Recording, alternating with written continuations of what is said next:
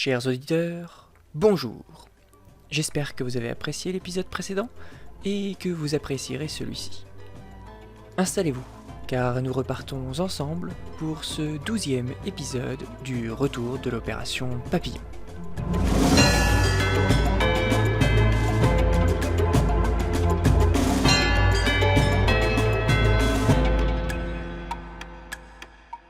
« 12 décembre.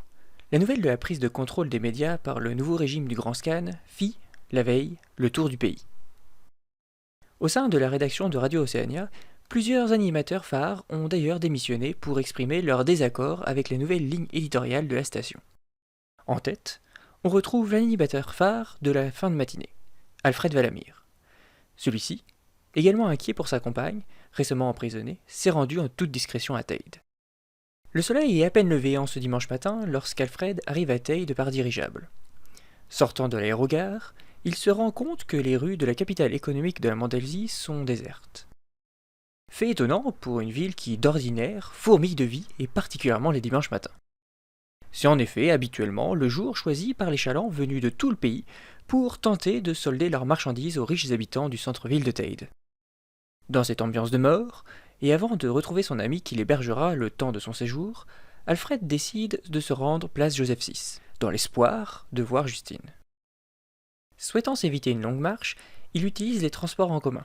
D'abord le métro, puis le tramway, lequel l'amène légèrement à l'écart de la place, à l'est de celle-ci.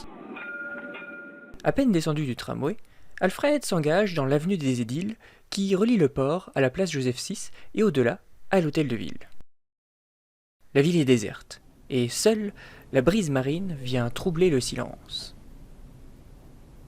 À quelques centaines de mètres, au milieu de la place, une estrade a été montée. Sur celle-ci, solidement attachée à un poteau, se trouve celle avec qui il partage épisodiquement sa vie depuis 8 ans.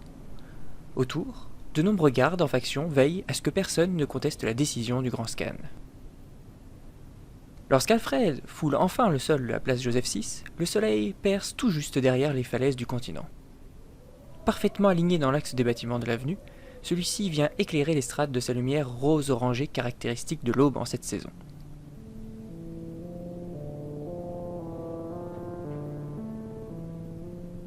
Alors qu'Alfred s'avance doucement vers le centre de la place, une femme apparaît derrière lui et le retient par l'épaule. Alfred se retourne, celle-ci l'interroge. Monsieur Valamir ? Oui. Nous étions certains que vous viendriez ici. Soyez assurés que nous partageons votre douleur. À cet instant, des 8 avenues qui donnent accès à la place, des dizaines de femmes et d'hommes surgissent. Nous ne laisserons pas l'architecte de nos libertés livré en pâture de la sorte plus longtemps. Vous joindrez-vous à nous ? C'était mon intention première. Dans un même temps, des centaines de Mandelsiens lancent l'assaut sur les soldats postés sur la place. Leur but, libérer Justine de Salamille. Au-dessus de la ville, des dizaines de dirigeables lourdement armés apparaissent dans le ciel. Ceux-ci sont bardés d'un rond orange coincé entre 2 triangles noirs, un soleil entre 2 montagnes. Il s'agit de l'emblème du Grand Scan.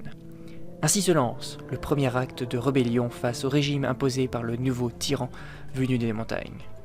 Pareil à un battement d'ailes de papillon déclenchant un ouragan, la révolte teidoise de ce dimanche 12 décembre présage d'un soulèvement bien plus important.